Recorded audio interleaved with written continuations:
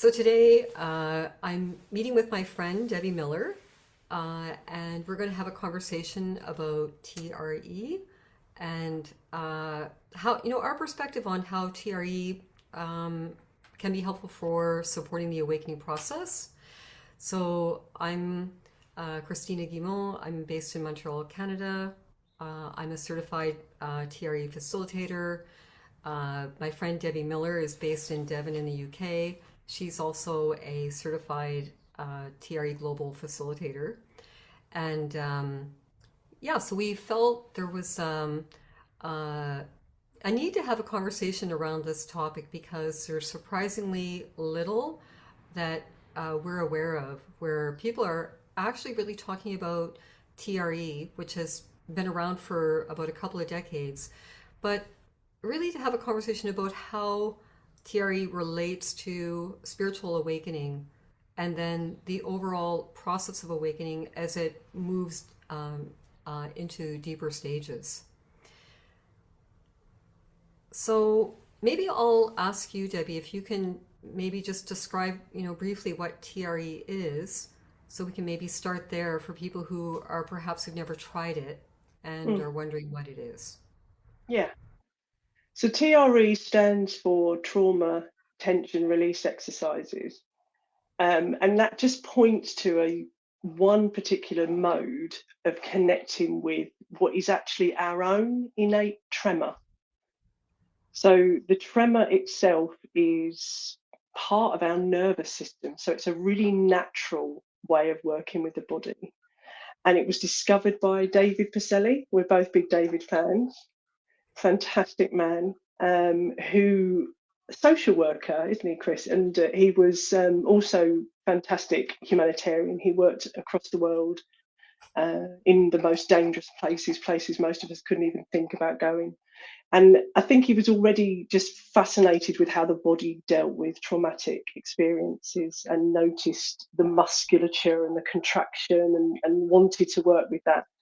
To cut a very long story short, he observed when they were under attack in a bomb shelter. There was mortars firing at this bomb shelter for hours and hours and hours, and he noticed that when there was a lull and there was a moment of safety, the babies and very young children just started to shake, and the adults kind of knew they wanted to but froze it down. So that was the beginning, and then he discovered more and looked at it in other cultures. And the bit that stands out for me as a midwife was that it was a knowledge that midwives held, traditional midwives, that if you held mothers, supported mothers to give birth in upright positions, you would hold them until they finished shaking, because Mm. they knew that if they didn't do that, there would be some complication. The body needed to bring itself back into a state of homeostasis. And I can say, as a midwife in the UK, women do shake, Yeah. but the system would probably not understand why and would think that that was a pathology, which is often the misunderstanding. Yeah. Yeah. Yeah, I can just share briefly like my own experiences with childbirth. That feeling of being like really ungrounded after giving birth, I remember that very clearly. And I only knew about Terry much later, but then it really kind of made sense to me why I felt so ungrounded. The body is just releasing so much energy, right, for to birth the baby, and you've got all this energy just kind of swirling in the system, and if it isn't fully discharged, then you're going to have to just deal with that feeling of just being, yeah, just yeah, very ungrounded. And of course that's not ideal for a new mom with a baby. Mm, Yeah, absolutely. yeah, yeah. Yeah, I think my experience is they tend to kind of like warm a blanket and put it on you to try to get you to stop shaking because they are misinterpreting the what's happening. Yeah, I think one of the things that when you say about the knowledge around TRE, I think we have this, we pathologized it.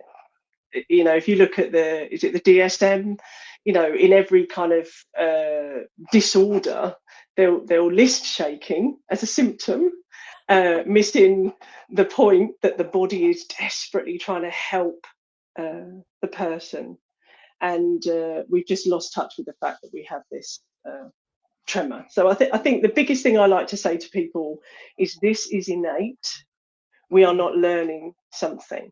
We're remembering, and we're trying to let the control go and allow the body to do what it absolutely knows how to do. Mm-hmm. Yeah. Yeah. Would you like to share a little bit about your own story with TRE?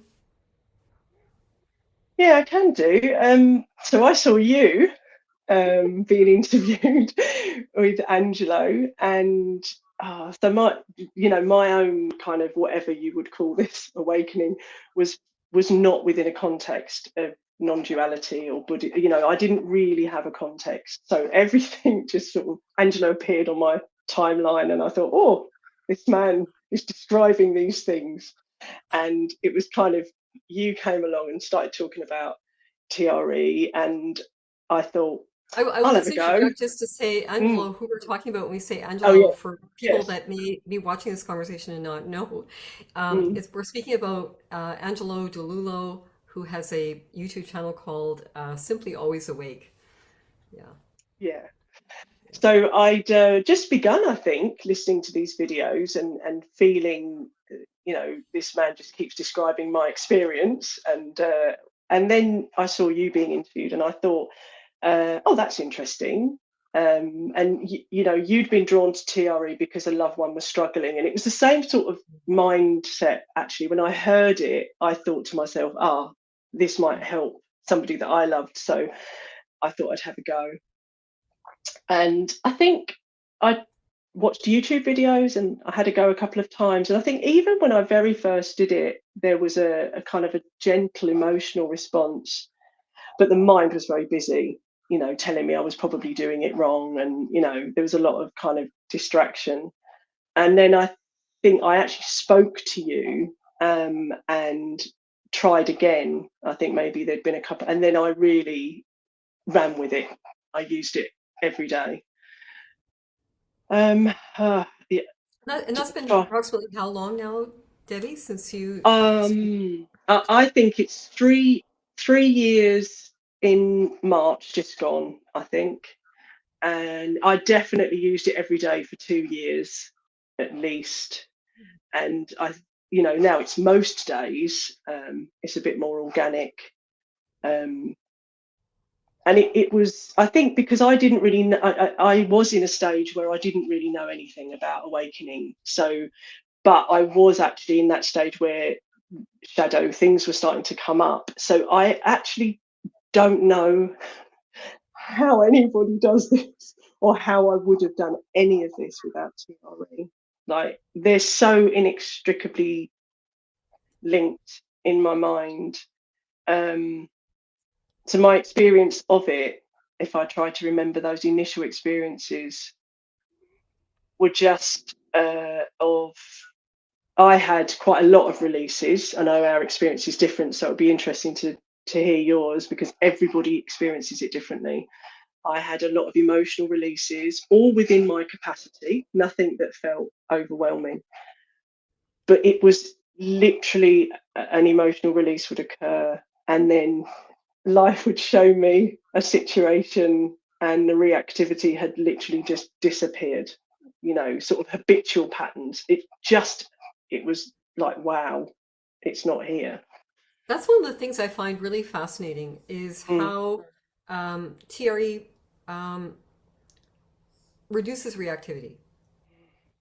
mm. It's very noticeable, in my own experience. But anyway, I just wanted to interject to say that.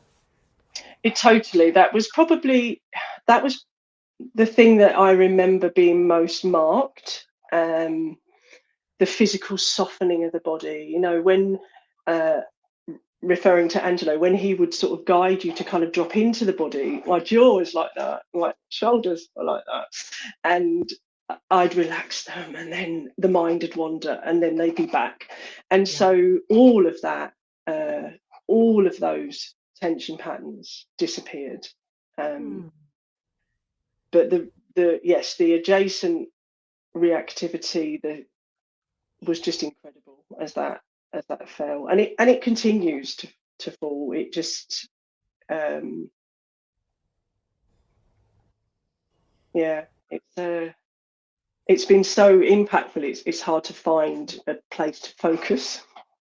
I Yeah. just want to say though, because I know it's important that people do have different experiences. Mine was quite cathartic and tears and screams and all sorts, but yours wasn't. So I think that's probably important for you to talk about because you still got the same benefit. Right. Yeah. Mm, Yeah, that's a really good point. Um, so what I'll share, I've told this story elsewhere, so I'll try to keep it, brief. But, I had gone through an initial awakening in 2001, gone through a classic honeymoon period, roughly 3 months, and then gone through that phase of feeling like I had it, I lost it. And because this happened in the context of a 10-day Vipassana retreat, I felt, well, surely if I keep going back and I, um, keep doing this practice, I will get that back. I didn't know anything. I wasn't even calling it awakening, but I just knew that, whatever that was, I would do anything to get it back. And I tried to meditate my way back to it. And what happened is I spent the next 14 years really dedicated to Vipassana, going to many retreats, doing, you know, typically 2 hours of meditation at home a day. And, I feel like I got to have, I got a lot out of the meditation, I wouldn't argue that, but um, there was a limitation of what it could do. And what it wasn't really doing was dealing with the chronic dissociation. I'll say the chronic garden variety dissociation I think most people suffer from, which is when you're not engaged in a task, even the task of meditation, that the mind is lost, it's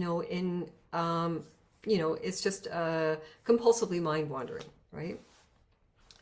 And this was deeply frustrating for me after all of this, intensive practice. And I even took up Bikram hot yoga about 7 years into this. So I had been, by 14 years, I'd been doing Bikram hot yoga for 7.5 years, Vipassana for 14 years.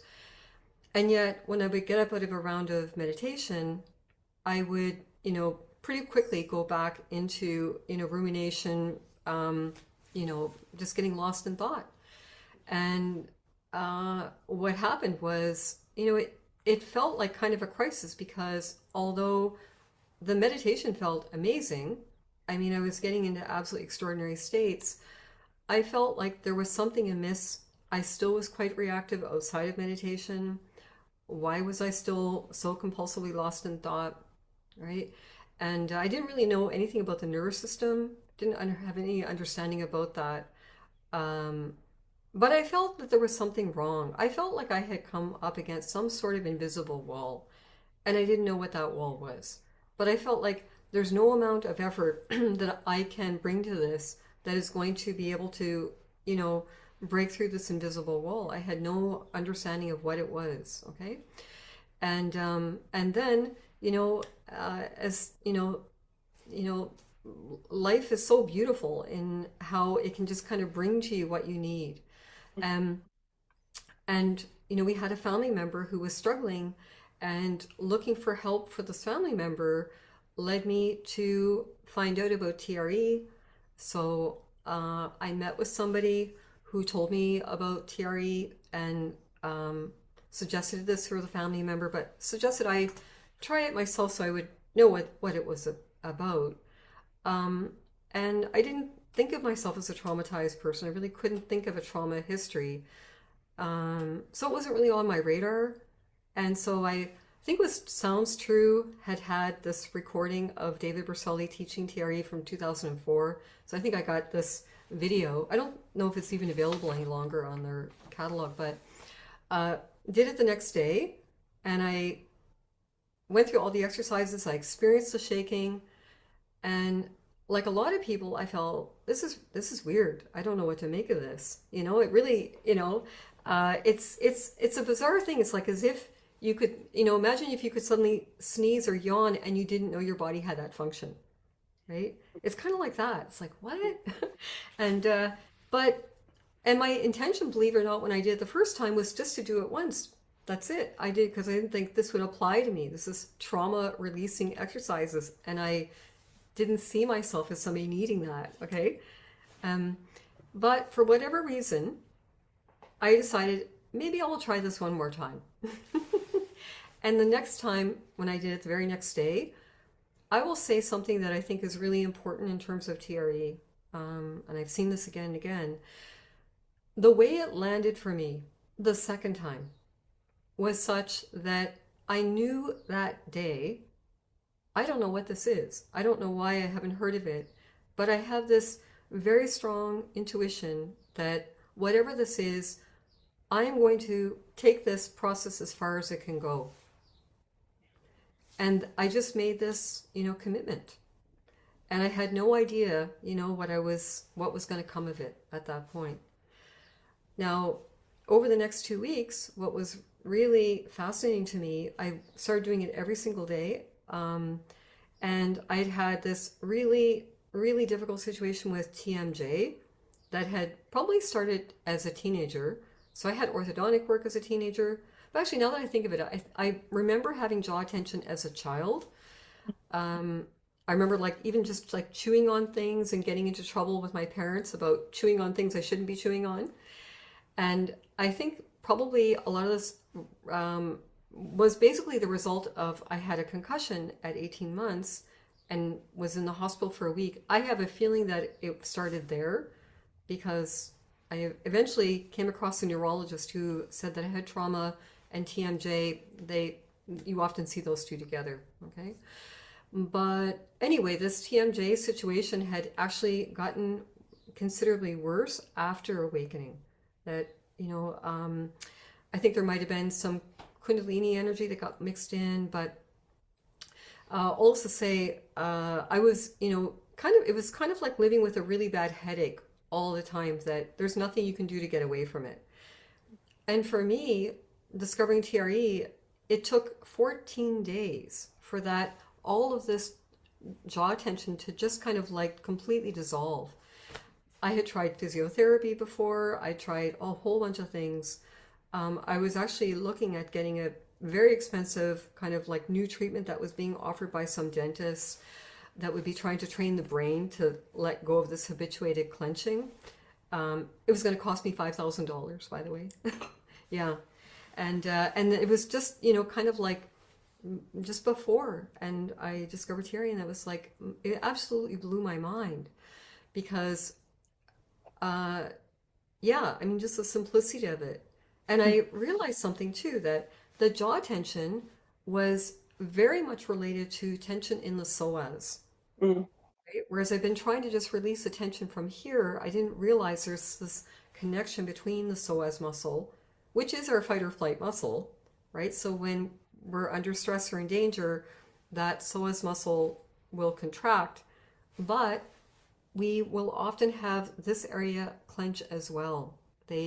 I guess there's some mirroring that happens between these two areas. So anybody dealing with TMJ, this is something useful to know. My understanding is that more and more dentists are becoming aware of TRE in this relationship. Yeah.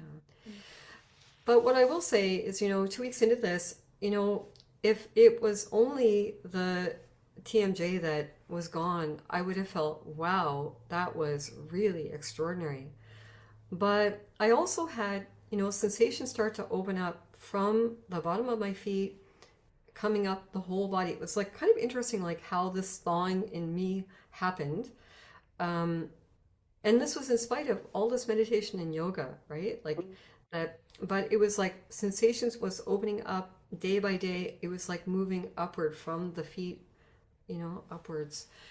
And what I started to realize was that this chronic tendency to dissociate was starting to noticeably fall away along with the reactivity. They were both starting to fall away together. And like you've mentioned before, this incredible softening up of the whole body, right? That it was really quite a revelation to me to witness this change. And it dawned on me like that, oh, actually this is really interesting. Like I'm seeing something about the awakening process, how vital it is to get at this chronic body tension. There's something about this chronic body tension, the dissociation and the reactivity. They're all they're all tied together.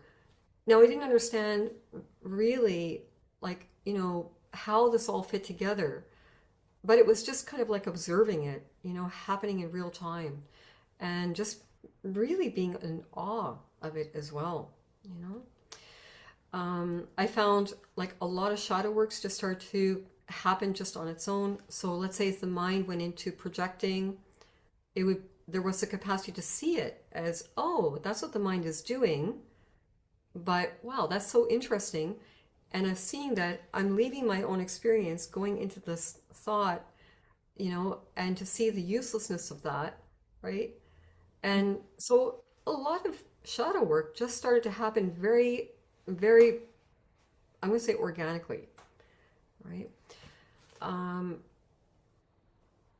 but it was like really, I would say largely a 2-year process for me, this transformation of doing TRE probably typically most weeks I would say at least 4 to 5 times every week.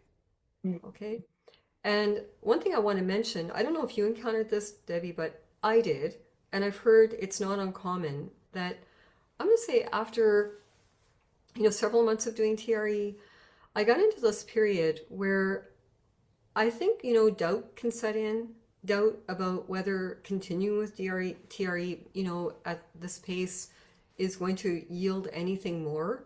And I definitely went through a phase of, wondering that myself. So even though I felt very, very grateful for what I'd seen so far, I didn't realize just how much further this could go. And so I think like this is something that there's there's actually a Reddit group that I became aware of at a certain point, I think called Long-Term TRE, where people talk about this. Mm. But a few months into discovering TRE, I found myself signing up for the facilitator training, which I didn't know if I would ever actually make use of that training to actually work with other people. But, it just kind of like worked out that the timing of it and the travel that would be required, it worked out for me. But what was, I think of all the things that I learned from that facilitator training was from meeting, I'm going to call it uh, respected elders in the global TRE community. These are some incredible people that are out there that have been part of this community, for now, some of them like 20 years or more. And just hearing from these people about, the value of committing to this long term, that, it is something that the longer you keep going with TRE, you just cannot see from where you are where this is headed, right? But having some sort of faith by coming into contact with somebody who has gone through this journey and can, inspire you to keep going, I think can be really important, right? Mm. One thing I will say that was really interesting for me is I think this was like in the second year of doing TRE. I was doing yoga one morning, and just I in a room in my house, and as I went into a yoga pose, I suddenly realized I had basically the realization that in the body sense, very clearly, of how the way that most of us experience and relate to our body. When we stand in front of a mirror, we see a three-dimensional human form when we're very young. And then we take it to be the case that we're somehow contained inside that form. And it's a really interesting thing how, it turns out, actually, it's not like that. It's kind of difficult to talk about if we haven't had the realization. But what happened for me was, I'm going to say, the awakening process started to go deeper in that second year, in the sense that the sense gate of the body was very clearly opening up, that I realized the body sense didn't have boundaries. it didn't really correlate to what I would see looking into a mirror, that it was much more kind of like open, unbounded. Um, so yeah, it was quite an interesting revelation to suddenly have that kind of come online. I think the thing that I remember it changing because it was very lively for me initially with a lot of release. That did calm down. But because I always had you in the background, like I'd talk to you. So I don't think I ever thought of stopping as such because you'd always been there to sort of say, carry on. Um, I can remember reaching points where tremors perhaps were not going through in certain places, and facilitation helped with that. Having because I did this on my own initially, Yeah. and I also, and this is a suspicion I have from being my own work and from working with other people. I had quite a lot of trauma, quite a lot of childhood trauma, and I thought I was very together because I'd done a lot of psychological work. So I had a really good understanding. I'd done lots of therapeutic work, and I just, like you talk about dissociation, I just really didn't know. And that is the point, isn't it?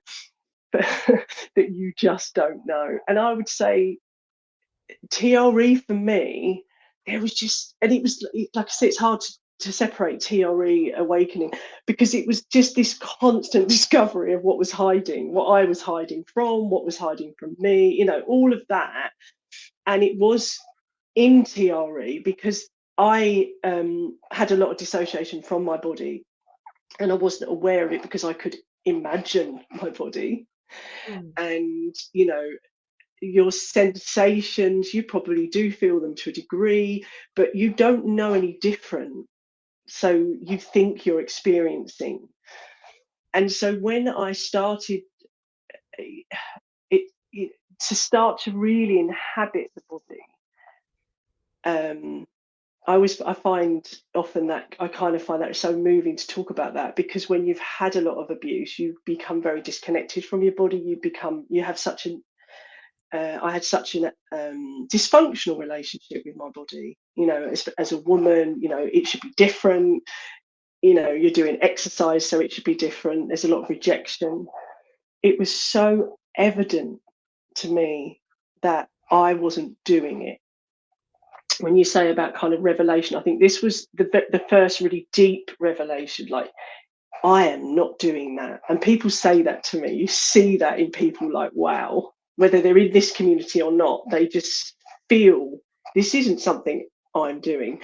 And when that really landed, there was such a sense of that coming home and having such a deep compassion for everything that the body's carried for us, the intelligence of the nervous system in helping us to survive things that can be for people pretty horrific. Yeah. And so to come into that and to build the capacity to be with that, that's what TRE does for you. You don't have to work it out. Its nature is to gently build your capacity. Hmm. And I what I had a very my first, probably deepest, complete clear seeing of no self. Not that it stabilized at that time, but there was just this such a clear sense of the arising of the thought and the arising of the I thought, and that, I feel, was just so clear from that awareness that this thing is happening to me that's so much bigger than me in this process. Yeah. um but I think what I was going to say, the in terms of people, because I know what I was trying to refer to with you is I don't want everybody to think that the process is all about big cathartic release, because it isn't, because it wasn't for you, yet the benefit was there. That's Because right. I also feel like the body does not take you where you're not ready to go. Yeah. The first time I experienced a release that was a real experience of going to that dissociation, like feeling the cold, feeling the panic, was when somebody facilitated. So it's like all that time of doing it on my own, I'd had loads of benefit, loads of release, but the safety of another person was what took it to a depth where support was needed, which, I know that's a wide subject, but it's Yeah, yeah. that kind of, there's an innate intelligence in the body. That's such a good point, Debbie. I think a lot of people may learn TRE from watching a video or one of David Berceli's books, and that's all good. That Mm, people do that, but if you've never had a session with a trained facilitator, it's like you don't know what you don't know, and that facilitator often has skills too.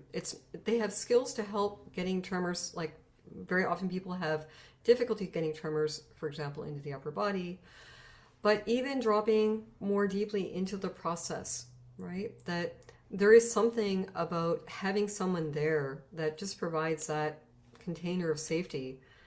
And I probably had about 20 facilitated sessions in the first 2 years that I did TRE, and I've had probably another, well, that would have been about a decade ago. And I don't know, can't remember, exactly offhand, but maybe I've had another 8 since then, roughly, and I've always gotten something out of them. You know? mm, But I do think it's an important aspect of that. And I think if somebody's trying TRE, well, let's talk about this. Let's say mm, somebody tries TRE. Well, before I even get there, I want to say something else. One thing mhm, that I think that is really interesting to know um, is this shaking response. The way to think of what it's doing is it is helping to dissolve areas of contraction that are very deep in the core. And how David expresses it, it's like these are like incomplete trauma responses where we've gone into fight or flight, and then our system has just been kind of flooded with these hormones to fight or run, but that hasn't been an option at that point. We dissociated, and that energy is now like it is just now getting laid down, and it gets laid down in layer upon layer upon layer, very, very deep in the core. And I like to say about trauma is that the way I like to explain it to people is if you get near an electrical outlet and you get a shock, you instantly recoil, right? If we were to actually be able to touch into this trauma energy that we are carrying, we would instantly recoil. In fact, like there is a very, real danger. It could be destabilizing if we were to do that. And so, we have to kind of appreciate that the body and the brain, it's using up a lot of energy for the nervous system to partition off this difficult energy. It's a miracle that, humans have this capacity to do that. It's really helped the species to survive. But we have to appreciate the cost that we pay is in chronic dissociation. And if there's one thing, I would hope that anybody listening to this conversation will take away, what is TRE doing? It's cutting through dissociation, that chronic tendency to dissociate, okay? To just stay present to your experience without struggling to do so, okay? And it does that by getting, dissolving, you know, using the concept of titration. We're not trying to get it all at once. We're doing this process over time, clearing that up. And at the same time, what that also achieves is what I would call like a secondary trauma response, where we're carrying this trauma and then our tendency to tense up, to go into what Wilhelm Reich called armoring, right? So it's like this contraction in the face of something that's perceived as stressful, right? Fight or flight.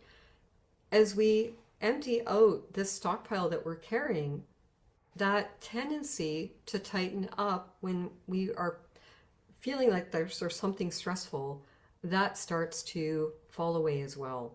And I think that this is a really significant part of how it relates to reducing reactivity. You know? mm. Yeah, And another absolutely. thing, this trauma energy, this can come from infancy, childhood, or adolescent. It doesn't really matter. We're not getting into the story of what it's about. It's just clearing out the energy. And one other thing I'll mention too is one reason I didn't kind of suspect that I had any issues here was because of all the meditation I'd done. When you've gone on a lot of silent retreats, there is a certain purging that happens naturally. So I had a lot of emotions come up, and yet I still had this core body tension. Okay, I still had this chronic tendency to kind of tighten up. I also had, not realizing it, a certain amount of social anxiety, not even recognizing that what it was, but being with even like the people that I enjoy being with the most, my body was constantly going into this contraction, you know, and it was the case that after visiting with my closest friends, I would feel a sense of relief, like, oh, I can relax now. And, I would tell myself I must be an introvert, prefer to be alone with my books. But I came to realize actually I'm not an introvert. I think I'm kind of like somewhere in the middle of extrovert, introvert. I'm happy to be by myself, but I'm happy to be around people as well. But that tendency to kind of go into this fight or flight, um, it just fell away. And that was, for me, one of the most uh, awesome things that came from my journey with TRE, because it freed up so much bandwidth when I'm not worrying about what other people think of me. It's just, I can just relax now and just enjoy being with people. Mm. Yeah. I just think for me, it was just that inhabiting, the body fully and meeting sensation, um, really meeting sensation and seeing the story, because like you say about the dissociation, the external story, the rationalization, because I would leave the body because there was so much fear in the body that I did not know, especially around men. And there would just be this fear, this terror that I was oblivious to. That was stunning to me. Like, I thought I was so together. I'd done so much work my whole life on different things. And to find that there was this story on the surface, I was, quite a flirtatious personality. I was very much the people pleaser. And, I remind me of my dog. I've got two rescue dogs, and my little dog is one of those, like, oh, love me, love me. And that this was like a coping mechanism. This was like a fawn. This was a nervous system response. And to find out that I had this whole other thing going on in my physiology that I was utterly oblivious to Yeah. was so stunning for me. And I know that, like, that in awakening, those revelations come quite often in terms of what you think is happening and what's actually happening, and the way that we kid ourselves and the way that we distort things. But for me, this was so much part of it that, in the in the body, that if I, a really simple example, simple but quite sad, my own husband, who I trust implicitly, just because I was becoming embodied and it was my practice to kind of be in the body as I was going off to sleep, he happened to lean over and just brush against my breast. And then there was this huge panic and fear, and my heart was racing. And it was really like, wow, Mm. how long has my body been doing that? Mm. You know, and I was so up here that I Mm. didn't even know. Yeah. And as you say, the energy, how much energy that takes. So it was such a coming home out of delusion, dissociation. Um, yeah. And you see how critical that is for the awakening process to continue. Like, we have to be here, right? Uh, Yes, yeah. and we can't be here. Where, Yeah. somebody, let me give this to the person who said it because it was beautiful. A lovely lady called Chelsea that, I can't think of her surname, Muth, Ruth, um, Ruth, Muth. yeah. And she said, and I remember viscerally feeling it when she said it, when you've got trauma, the present moment isn't safe. Yeah. And that was my experience. So you Yeah. can try all you like and you can be as willing as you want to be here and to deal with what's here. But when you're stuck in a loop of nervous system activation and dissociation, you don't get a choice. That's You right. know, it's not about what you're You can't willing to will. do. You, No, yeah, you can't will yourself into being no. present. It's just not. I think people need to really understand that unless you've been there and you've experienced that, that will just doesn't work here, you know, and you have to start dealing with this trauma, and a somatic approach is going to be critical as part of that. Definitely. And I think because TRE, or the tremor, you know, TRE is a method of accessing the tremor is a innate embryonic tissue tremors while the nervous system is forming in the womb. So Hmm. this is how our nervous system regulates itself, and Yeah. we've frozen it out culturally. But so Mhm. this isn't even we can't even call this a somatic practice. This is literally what your body does, and Yeah, we've forgotten. We've that's right. we've frozen it down. So there's a myriad of wonderful ways to engage with trauma, but this is a fundamental way that you can calm the body enough so that other somatic modalities, other ways of accessing trauma become available to you once Yeah, you've got the nervous system and the body to a calmer state, um, yeah, to begin. yeah. Yeah, and I mean, I've experienced a handful of other modalities too that just kind of there was an opportunity presented itself, and I feel like there's definitely some very interesting things that are out there. But I knew in my own case that all the work that I'd done with TRE had put me in a place that I was able to kind of really engage those processes. Otherwise, it was very clear to me I probably would have had very limited benefit because they do require that capacity to stay present to your experience. Yes, I would agree with that. Yeah, for me. You know, David Berceli has such an amazing quote. I like to share this with people, and that is, when we think of TRE, an image comes to the mind of a body shaking on the ground. But he said the better way for us to understand TRE is not that image, but rather what is TRE, its impact on consciousness. And he says, this is like, the thing that we really need to understand about humanity, is as a species, we've lost our way in terms of this dissociation, right? And lost our way in terms of being able to understand like our body has this innate wisdom to be able to help itself in a way that no other therapy or therapist could do for us what this is doing. As wonderful as a lot of other things are, and we're lucky to have many different modalities. I think, you know, I just feel that, um, it's still nevertheless the case that we have to deal with this stockpile of energy. And when you go through the process of clearing this out, you see that one thing that is required is time. Like there's just no such thing as just, one big cathartic experience or a few. It's just not going to cut it. The whole thing about the integration is another thing maybe we can talk about too, because integration is something that we talk about with Thierry that, maybe we do a shake of 10, 15, 20 minutes or longer.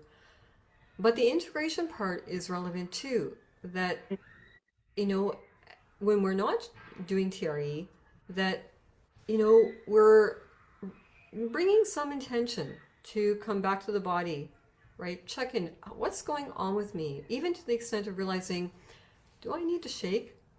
Am I getting ungrounded here? What does my body need right now? Maybe it needs a nap. Even that, right? Some of us can be so dissociated or hold beliefs that we deny ourselves even a short nap, right? Like so things like that, right? Mm. Yeah, I think midwifery again. The analogy I always think of, when you're heavily pregnant Yeah. and you've spent 9 months adjusting your musculature for this burden, not burden, but you know what I mean, physically.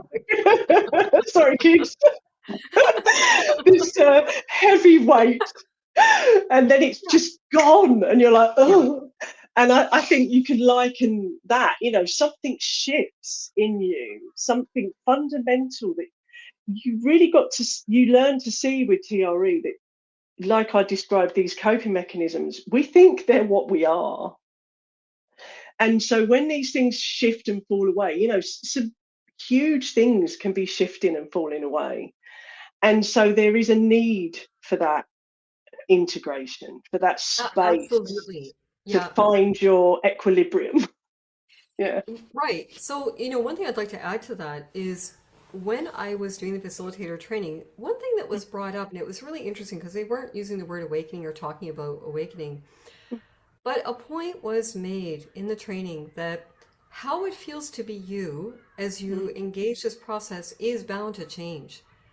And so, even if we are actually feeling better, anxiety is falling away, or bouts of depression, or whatever issues we've been dealing with, that there can be oddly like some discomfort about that, what it feels like to be you, even if, you are feeling better, we can feel like something is being lost in the process.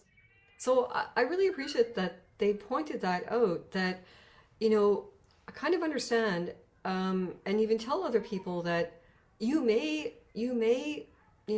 have to just kind of talk yourself through this to realize, okay, this is normal, that you're going to get through this, but to understand that that mild discomfort of not recognizing who you are, is a common thing, and and knowing that it's normal, knowing it's going to be fine, can really help a lot. Like, I remember being explained, even sometimes we can experience a shift in our center of gravity, right? Because of, we're getting rid of all this tension. Well, even that can be mildly triggering for people. How it feels to be you moving in your body starts to change. It's like, what's happening to me, right? Yeah. And when you say about feeling better, you can, if you think about how it is to be chronically dissociated and chronically numb, when you start to come out of that, in the same way that if you have, people go for counselling, they sometimes feel better before they feel slightly worse before they feel better. TRE you can come out of what's actually a chronically dissociated state and feel more anxious or frustrated because you're feeling things that you've frozen, and that That's a they're very good point. you're on your way Yeah. down through those states into the calm state. So it's actually an improvement that Yeah. you're coming down, but it might feel, if you didn't know that that could happen, you might feel that things were getting worse.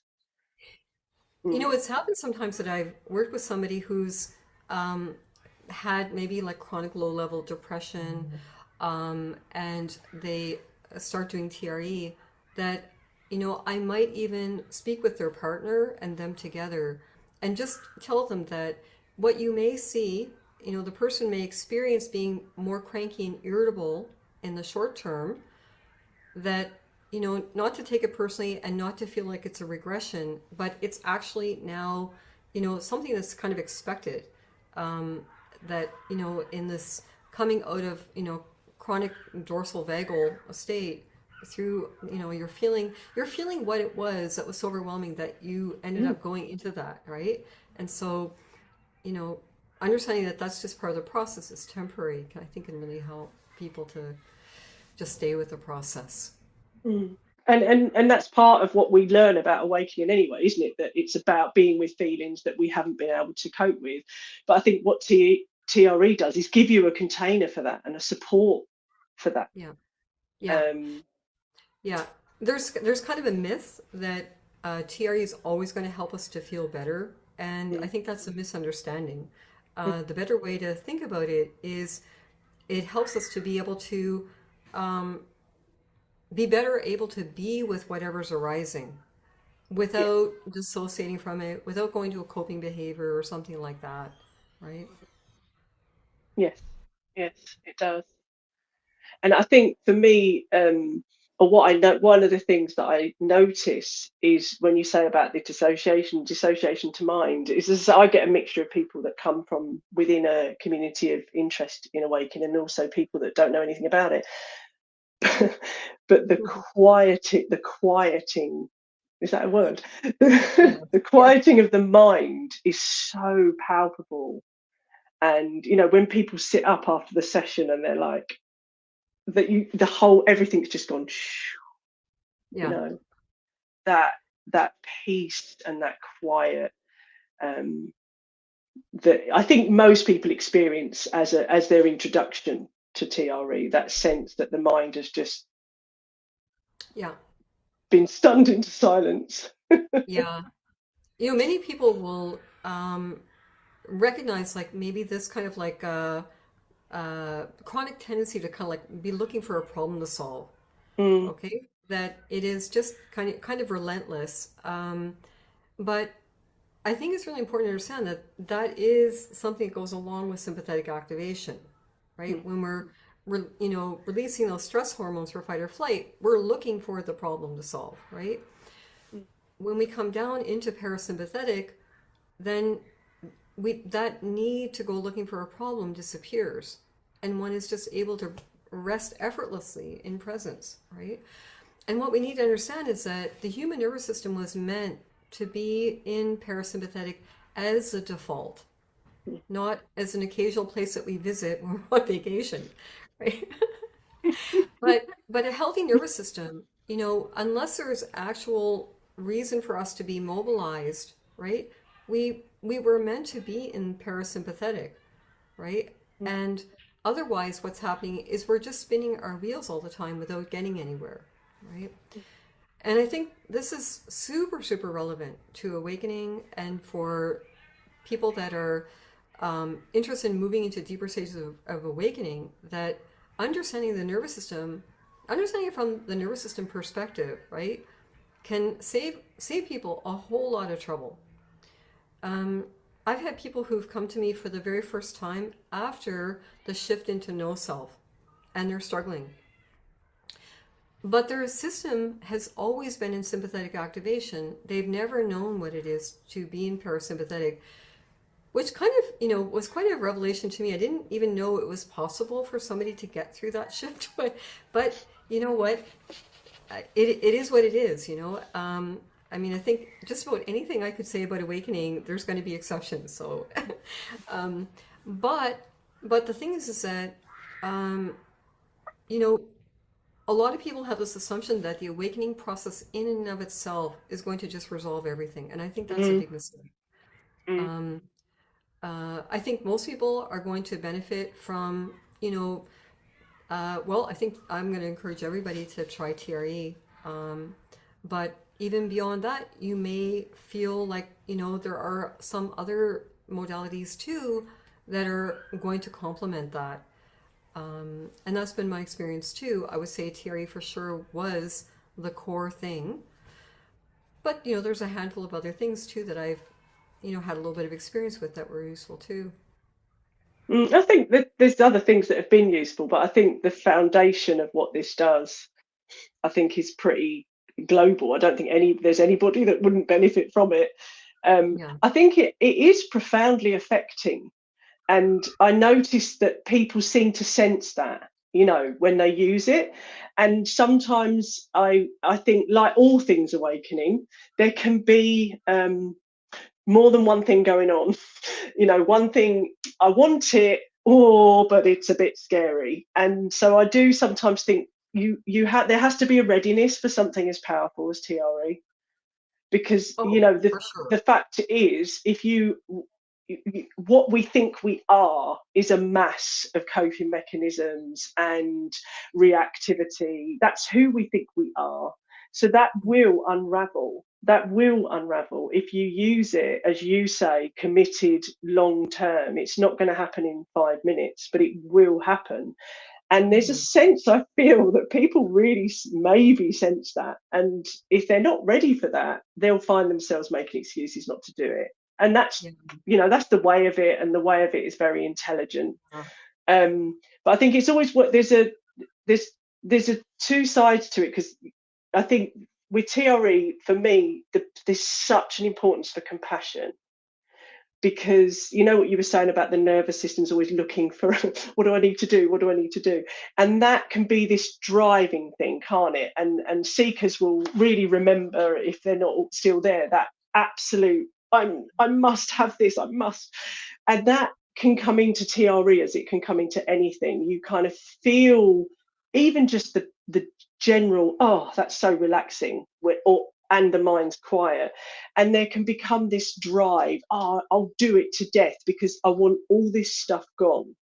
Yeah. And you can't, working with the nervous system in that way is counterproductive. It's got to be compassion, and a sense, and again, that kind of learning to connect.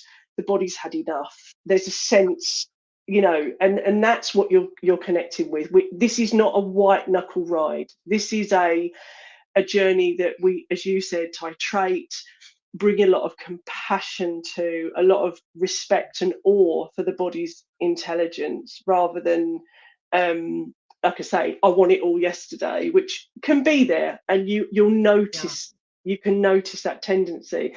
So it's kind of balancing that. You don't want to push that, but also if you notice, oh, I haven't done it for 3 days, is there an avoidance? And you can literally drop that Yeah. question. Am I avoiding it? Is there some fear of what TRE might bring? um Yeah. Sometimes I have people who've come to me and said, like, they've seen my interview and felt, and they tried TRE and they did it for like 3 months and they didn't notice anything. And what I have suggested to people who say that, and often they're very sincere, very committed, I'll say, try something as, this is a personal experiment where, let's say, you take 3 days in a row where you do 2 sessions of something like 15 to 20 minutes each time, okay, twice a day for 3 days, and then see if you notice something from that. And I'm not suggesting anybody do that at that pace continually, but if we have some doubt that there's mm, something, you know, there that this is doing, I find for these people, it can kind of clear up that doubt, right? mm, mhm, But, we can be so dissociated from the body that, we're not able to even perceive what's happening in the short term. Um, I think some experimentation can be really useful. Even I have one person recently who had been in that category. They'd done TRE for quite a few months. And then I suggested they do a 40-minute session. Okay.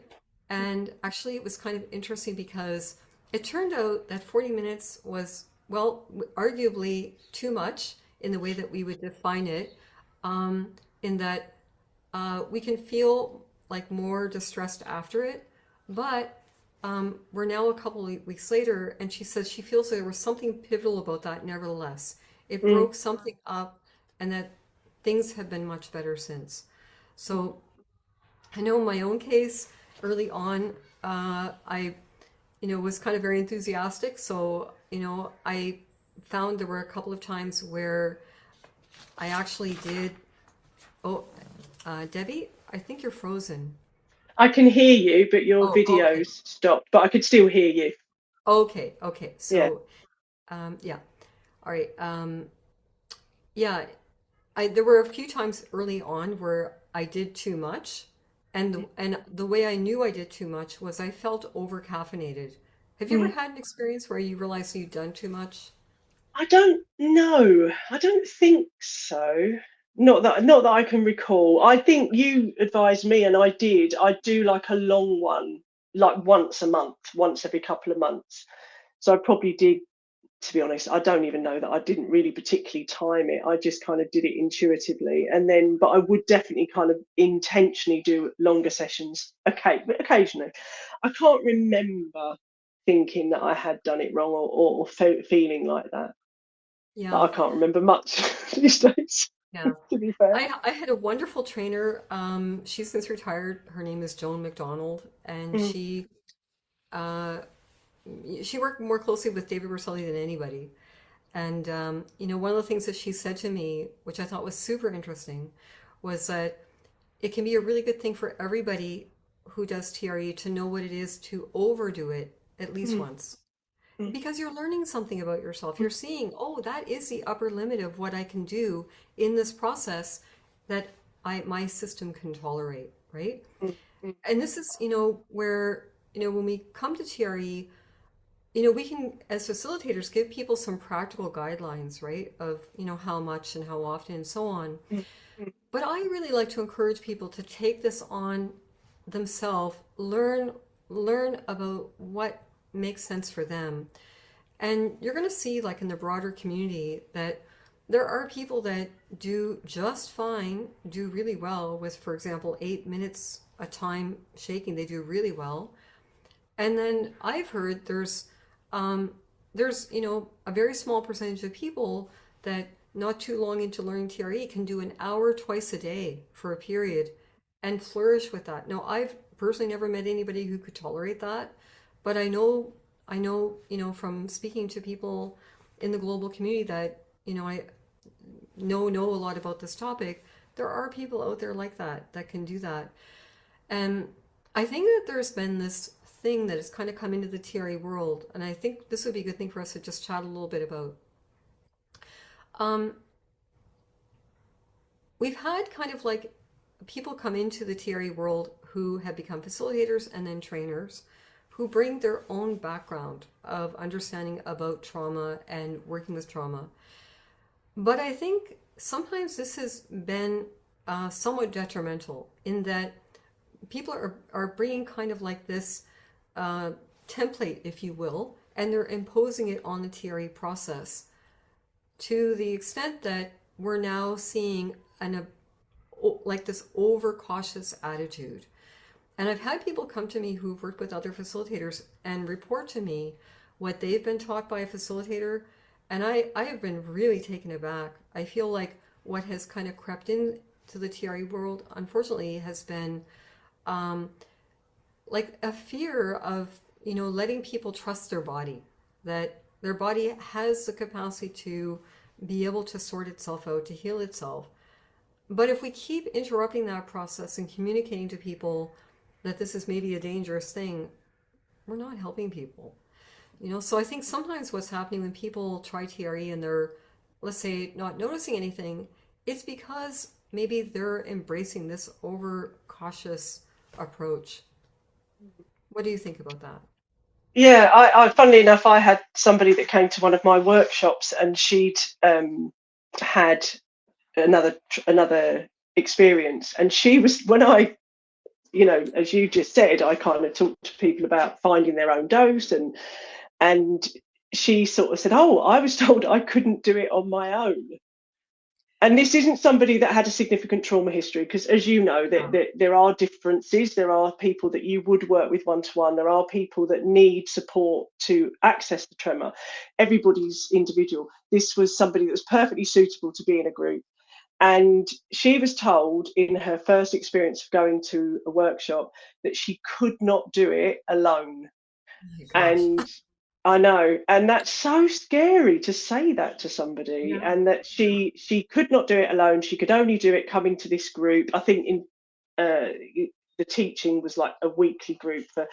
So yeah, and it's sad, because I presume, and I feel perhaps there's some, sometimes you can become a facilitator when you've only done TRE for a short time, and perhaps people just haven't gone deep enough with their own process to trust the process, and therefore because when you're facilitating a group, or an individual, if you have, as you said, a well regulated grounded nervous system, you are an intervention.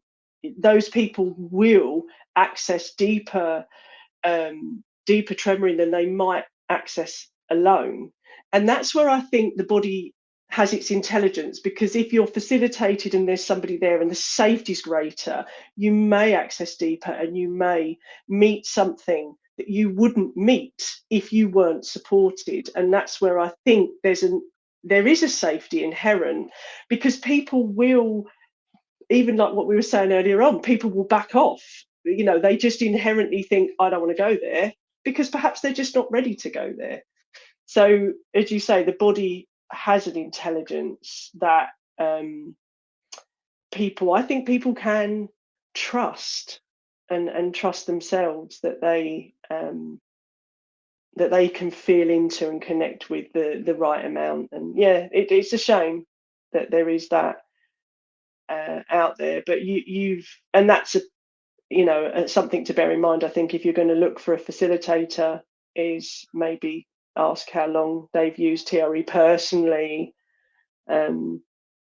before they've trained, or just to get a sense of that. Or you can certainly get a sense in talking to them. This lady felt there was a lot of fear. That was her takeaway from this workshop, that there was a lot of fear, which she found confusing. I think maybe that's why she sought out another experience.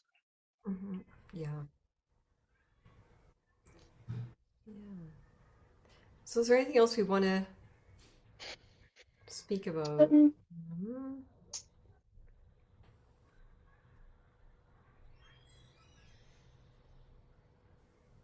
I don't think so, not at the moment. I think we probably covered quite a lot. We could always do Yeah, it again. I think that would be great. Okay, so we'll just bring this conversation to a close, and yeah, thank you again, Debbie. I really appreciate your perspective, and you have this wonderful way of being able to communicate about this process that really resonates with me. Yeah, so I hope Thanks. this has It's been been helpful really, for anybody listening. yeah, me too. Yeah. I'll Yeah. speak soon.